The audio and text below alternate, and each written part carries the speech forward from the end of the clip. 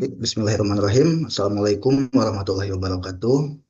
Waalaikumsalam. Terima Waalaikumsalam kasih warahmatullahi rekan-rekan telah hadir dalam kegiatan diskusi Zoom meeting kali ini berkenaan tentang isu pelaksanaan penyelenggaraan pemerintah dalam upaya mewujudkan smart governance.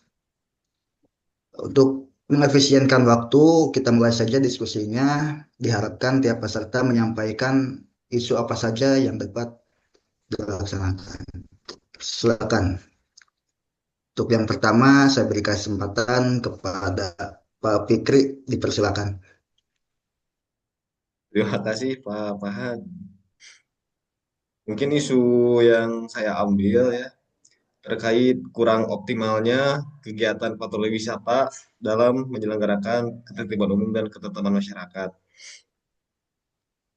Karena di Satpol PP Ciamis sendiri itu masih kurangnya eh, patroli terkait ke tempat wisata, terkait penyelenggaraan Tibung Pramas. Karena dengan keterbatasan personel ya, jadi masih patroli hanya dilakukan di sekitar kota saja. Nah, faktanya patroli dilakukan sesekali tanpa ada jadwal rutin atau jadwal tetap. Nampaknya situasi Tibung Pranmas tidak terkendali di area wisata, kemudian menurunnya kepercayaan masyarakat terhadap kehadiran dan peran Satpol PP. Pihak yang terdampak, masyarakat umum, rasa aman dan ketertiban berkurang. Dan Satpol PP itu sendiri Fitra sebagai penyelenggara Tibum Tranmas menurun. Mungkin isu seperti itu yang bisa saya ambil Bapak Han. Dan untuk tujuannya memperkuat ketentraman dan ketertiban di area objek wisata, kemudian memberikan edukasi terkait pentingnya menjaga ketentraman dan ketertiban pada objek wisata tersebut.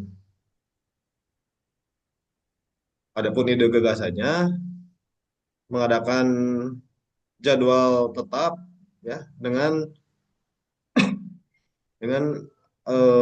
mengatur zona mengenai pentingnya patroli gitu. Apakah wisata tersebut sangat penting atau tidak gitu. Tingkat kepentingannya itu seperti apa.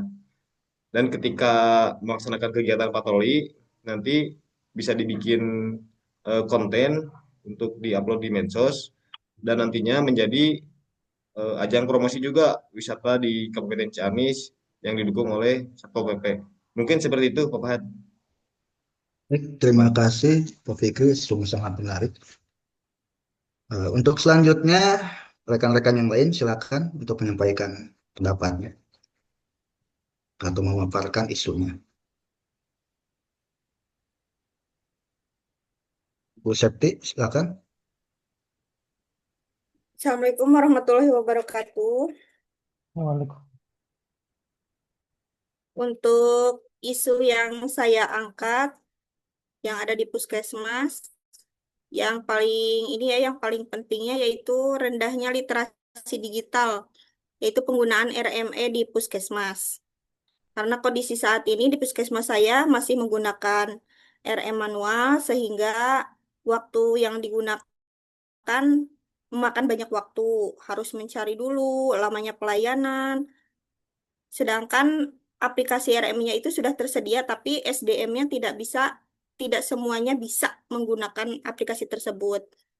Dan kondisi yang diharapkannya, seluruh SDM mampu menggunakan aplikasi digital RME tersebut. Sehingga dampaknya nanti ke pelayanan bisa lebih optimal dan proses rujukan serta pelayanan kepada pasien yang lain lebih bisa ditingkatkan dan sesuai dengan literasi digitalisasi dari Kemenkes.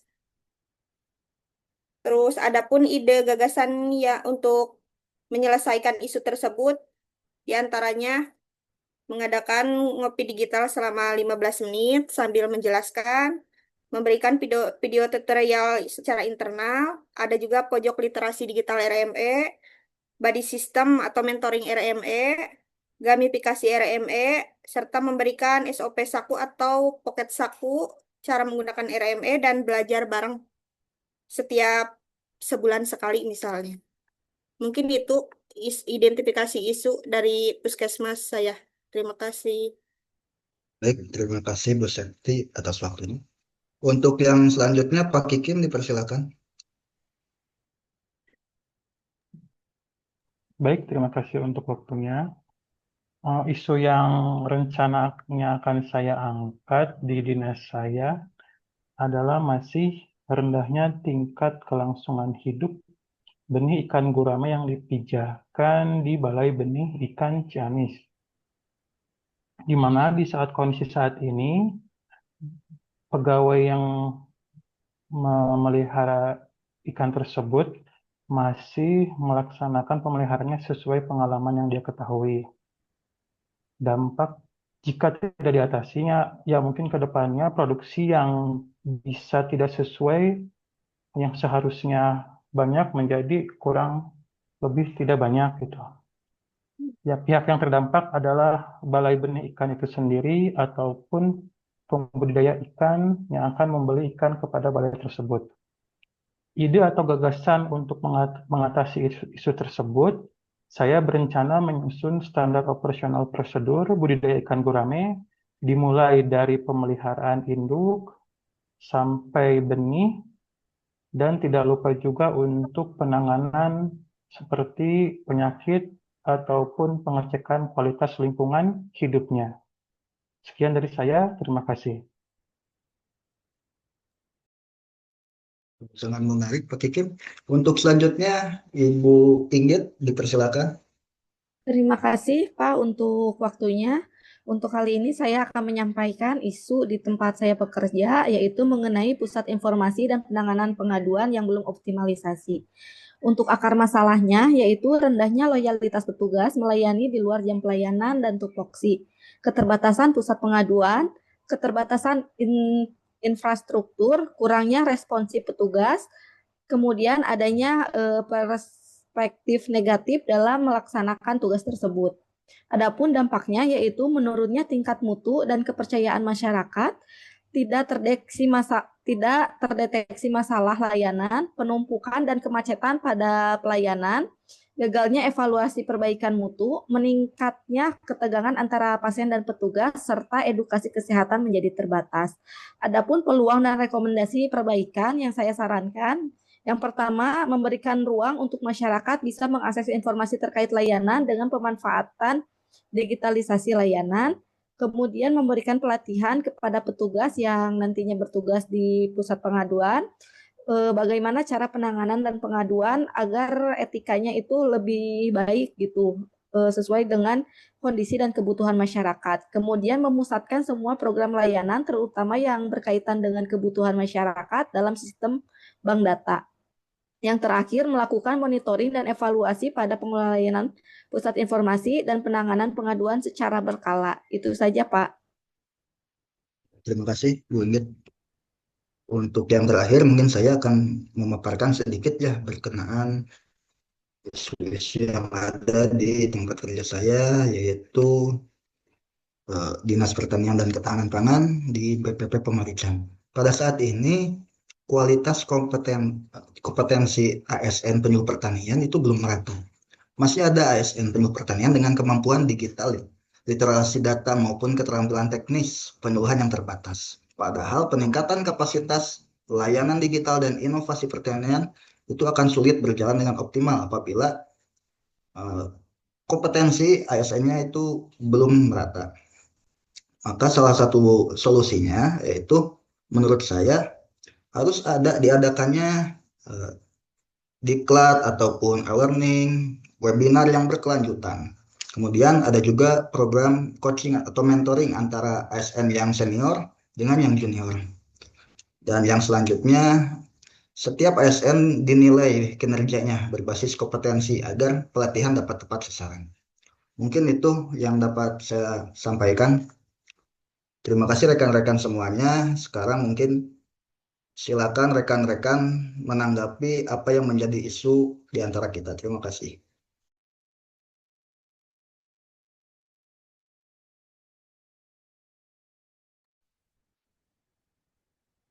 Paus lapik. Ya rek saheula meter ya. Abi. Izin Pak Fahad untuk menyampaikan tanggapan. Dipersilakan.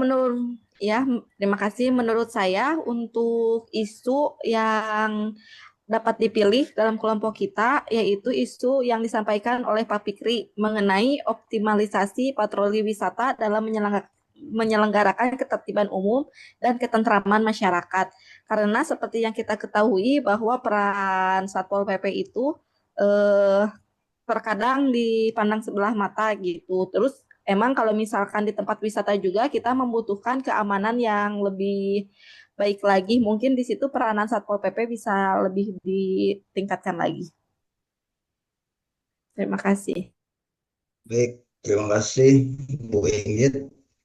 Untuk rekan-rekan yang lain mungkin mau menanggapi.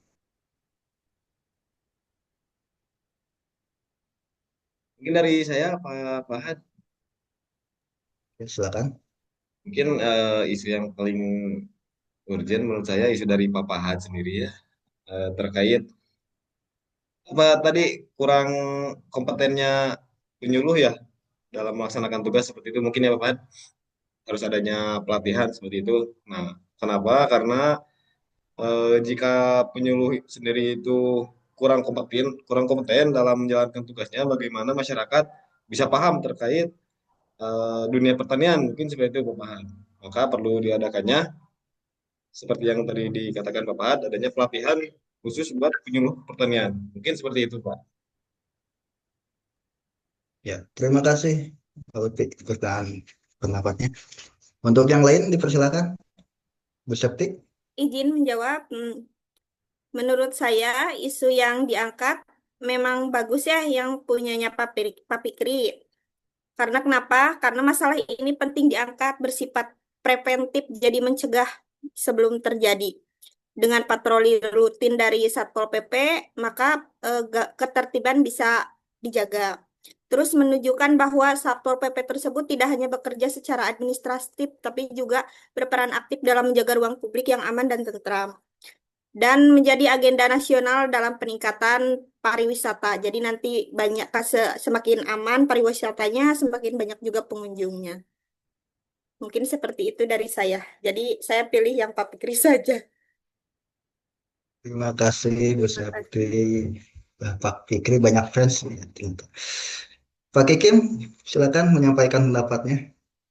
Siap, terima kasih. Mungkin dari semua isu ya pasti ada isu-isu tersendiri, tapi saya juga mungkin memilih ke arah Pak Fikri. Kenapa? Karena tadi seperti yang disebutkan sebelumnya, terkait keamanan, tentu saja pelanggan ataupun masyarakat yang berlibur butuh rasa aman gitu. Jadi dengan beroptimalnya patroli di daerah wisata membuat masyarakat merasa aman dan tugas ASN pelayan publik dapat tercapai yang membuat rasa masyarakat juga aman, nyaman, dan terpenuhi gitu.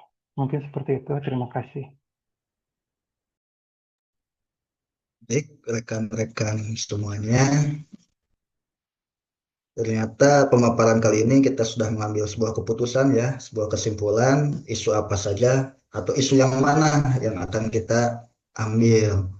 Setelah tadi semua rekan-rekan memaparkan dan menanggapinya, tanpa harus saya menanggapi, karena sudah 3 orang menanggapi berkenaan dengan Pak Fikri, saya rasa itu cukup mewakili. Maka dari itu kita sepakat ya rekan-rekan untuk memilih isu dari Pak Fikri, yaitu belum optimalnya patroli wisata dalam menyelenggarakan ketertiban umum dan ketentraman masyarakat dari Satuan Satpol PP. Terima kasih rekan-rekan. Kita akhiri diskusi hari ini. Selamat beristirahat, jaga kesehatan, jangan lupa makan. Sekian dan terima kasih. Assalamualaikum warahmatullahi wabarakatuh. Waalaikumsalam warahmatullahi Waalaikumsalam warahmatullahi wabarakatuh. wabarakatuh.